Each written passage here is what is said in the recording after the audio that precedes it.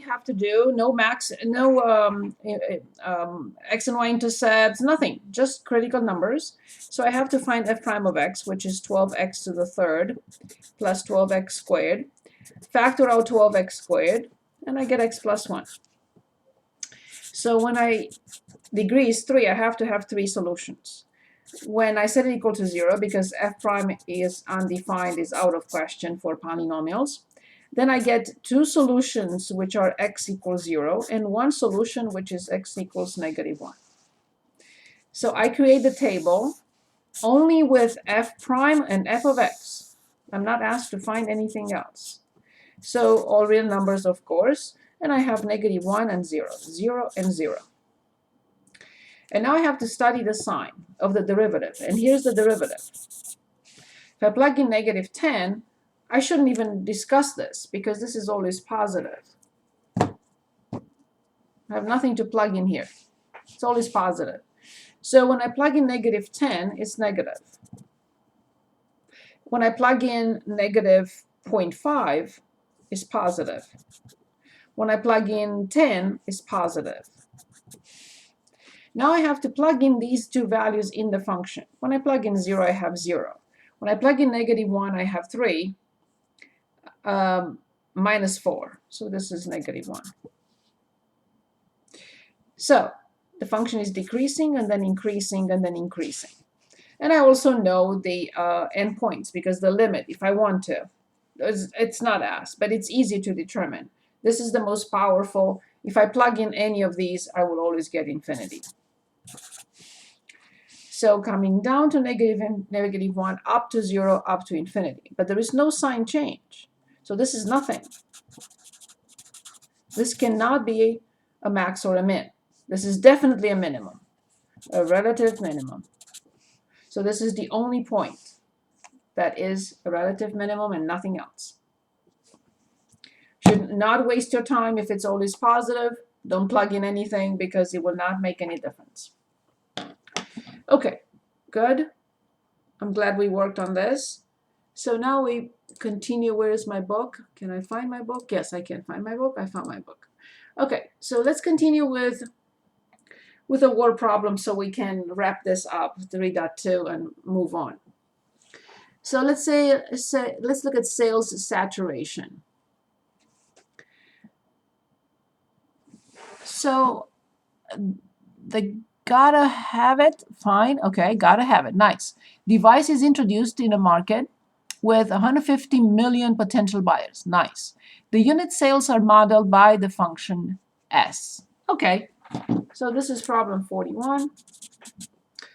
And on page 291, S of x equals -0.0131 x to the third plus 0.661 x squared minus 2.021 x and plus 6.865. That's what I see from far away from the computer, where x is total sales in millions. Okay, so this is in millions of dollars. Okay, and x months after the device was released. So x is in months.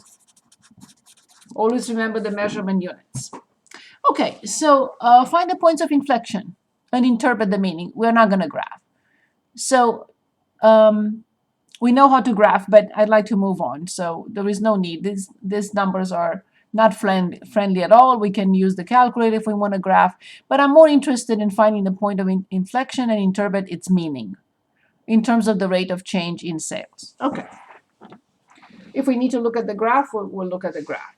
How do I find the point of inflection? If a point of inflection or points of inflection exist, what do I have to find first?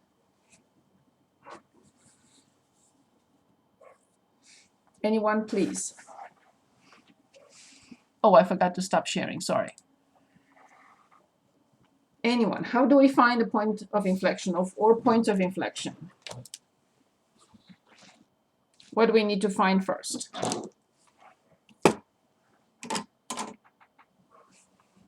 The derivative? Yes, first I have to find the first derivative, yes. So it's if I need a calculator, I have it here. Negative 0.0393x squared plus 2 and 1, 12, 13, and 1, 2, okay, x. I didn't need a calculator. That's it.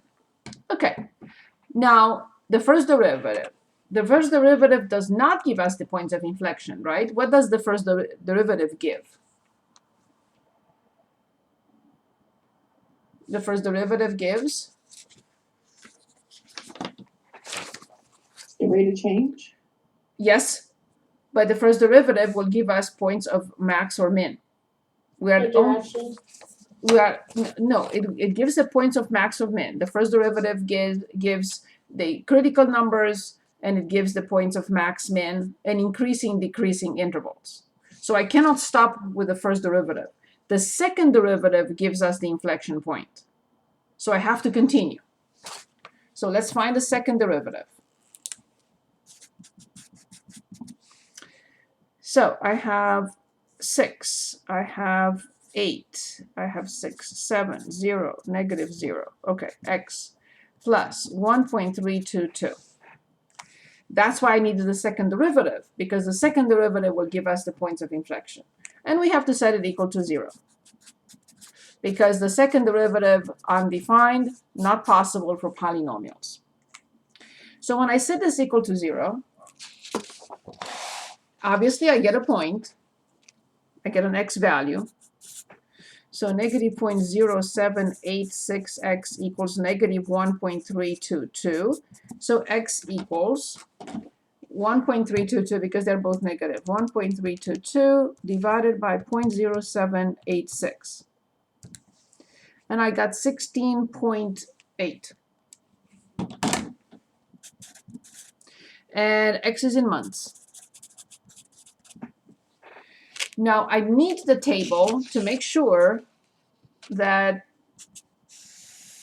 I show that the function, the second derivative changes sign. Yes, it's obvious that it will. So 0 to infinity, because we're talking about months. Of course, we're not going to discuss infinity for months, but it's 0 to infinity. And we got this 16.8. So this is for the second derivative. If I plug in 0, so it's positive. And if I plug in 100, it will be negative. So this is 16.8. I need to find s of x at this point. So in the function, I have to plug in 16.8 to determine the point of inflection. So let's do that. That I have to show with a calculator. Division was not necessary, but this I have to show. So in y equals,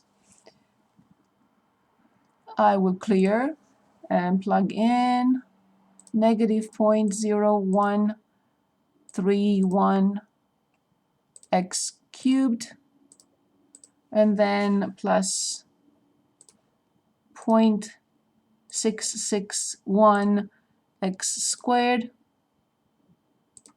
and then minus 2.021x, and finally plus 6.865. And now all I need to plug in is that 16.8 months.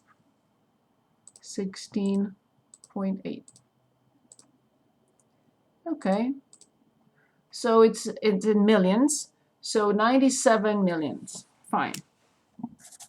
97 mil. Okay. So we found the point of inflection. We found what's happening with the function. So the function opens downward and then upward. So downward, then it gets to this point, 16.8 comma 97, and then it opens up. So remember what we discussed last time. We looked at slopes of tangents.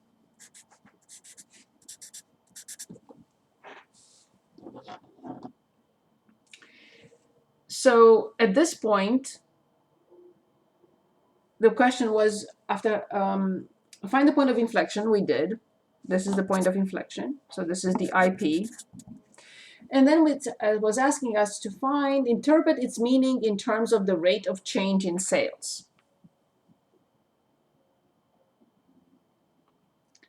So in other words, what happens with S prime at this point?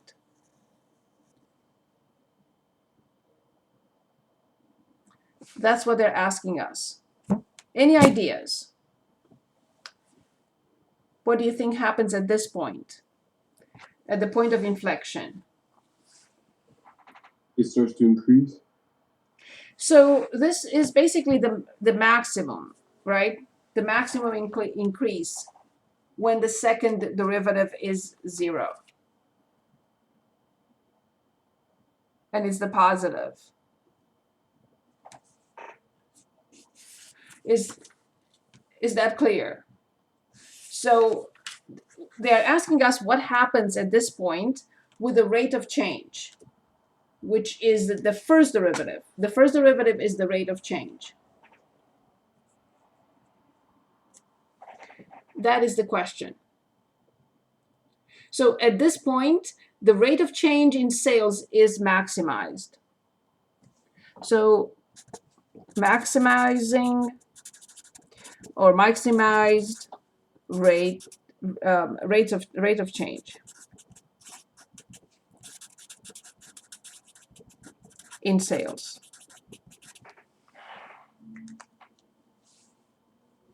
At the inflection point. Okay. Any questions? I'd like to move on to section 3.3. It's identical with what we did so far, but it deals with a different function, which is a more sophisticated function. So everything the same, but we're going to talk about rational functions. So that's section 3.3. Because rational functions have something called asymptotes. So we're going to look at rational functions.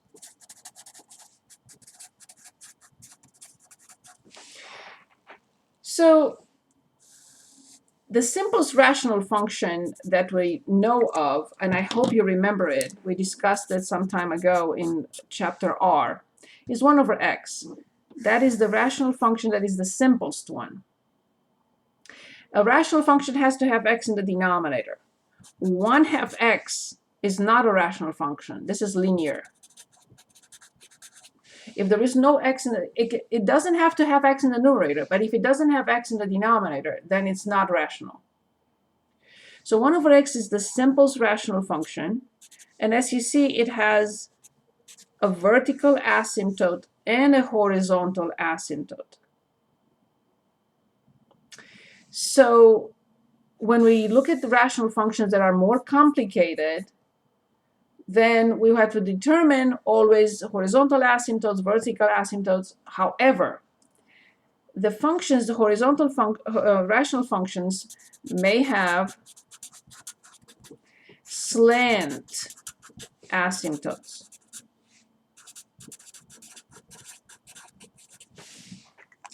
What is a slant asymptote? So we know what's a vertical, we know what's a horizontal, but what is a slant?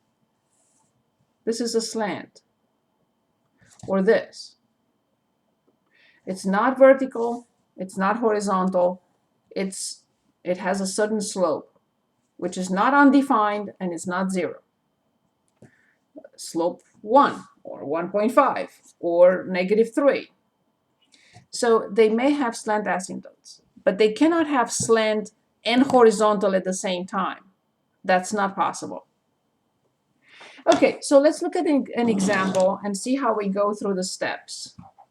I let you choose if you'd like. We are on page, what page? 305. 305.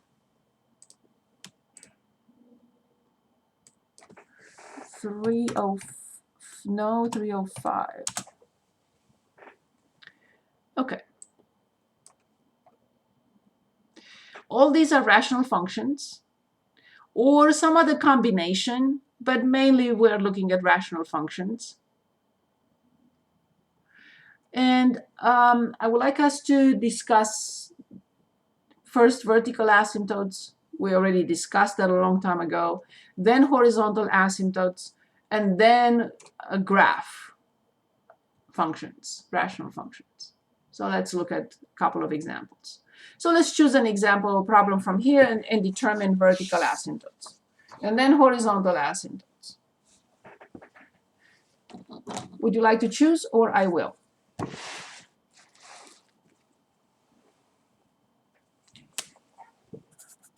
Okay, I will. Choosing 5. So f of x equals x plus 3 divided by x cubed minus x. Is this a rational function? Yes. Generally, we say that a rational function is a polynomial over another polynomial. This is a polynomial degree 1, and this is a polynomial degree 3. So degree 1 over degree 3. So this is indeed a rational function. Now, if I put don't change anything, I'm going to erase it. If I have this is no longer a rational function. It's a combination of a radical function with a rational function. But if it has, because this is not a polynomial, but if it has a simple polynomial at the top, simple polynomial in the denominator, that is rational. Okay. So let's find the domain of this function. Can anyone tell us what we need to write to find the domain of this function?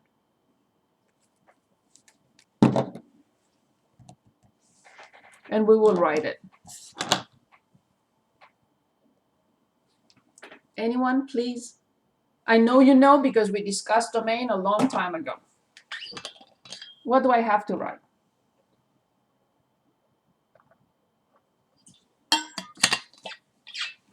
Please, anyone, please.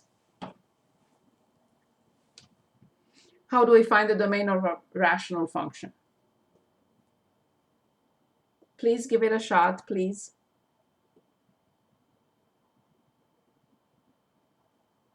Anyone, please? You said the denominator equal to 0? Yes. Yes, it should not be equal to 0, but first I set it equal to 0 so I can solve. Correct. Awesome. So I factor out x, then I get x squared minus 1. Can anyone factor x squared minus 1 for us? You can use the calculator, but this is too easy. Can anyone factor this for us, please? Plus 1 minus 1. Yes. So now I have all 3 solutions quickly. X equals 0, x equals 1, x equals negative 1. All these are vertical asymptotes. All of them. Because at this point, and this point, at all these, the function is undefined. So we can write the domain as negative infinity, negative 1, not negative 1, union negative 1, 0, not 0, union 0, 1, not 1, union 1 to infinity. Not negative 1, not 0, and not 1. Now, caution or note. If we have, let's say, this is a different example. I want to make a point. If I have x plus 3 and x minus 1, let's say, over x times x minus 1, the conditions or restrictions are the same. X cannot be 0 and x cannot be 1. But here's what happens next for this problem, not for that one. I simplify x minus 1 with x minus 1, and the simplified form is x plus 3 over x. Because this factor disappeared, this is a hole in the graph, not a vertical, I didn't mean to put the point, a vertical asymptote. This one is a vertical asymptote because the factor stays. So The domain does not change. The original function is still not defined at 0 and 1. We will continue working with this, but this becomes a hole in the graph because the factor disappeared. But here, x plus 3 does not disappear with any of these factors. So therefore, x equals 0, x equals 1, x equals -3 are all vertical asymptotes. Those factors don't go away.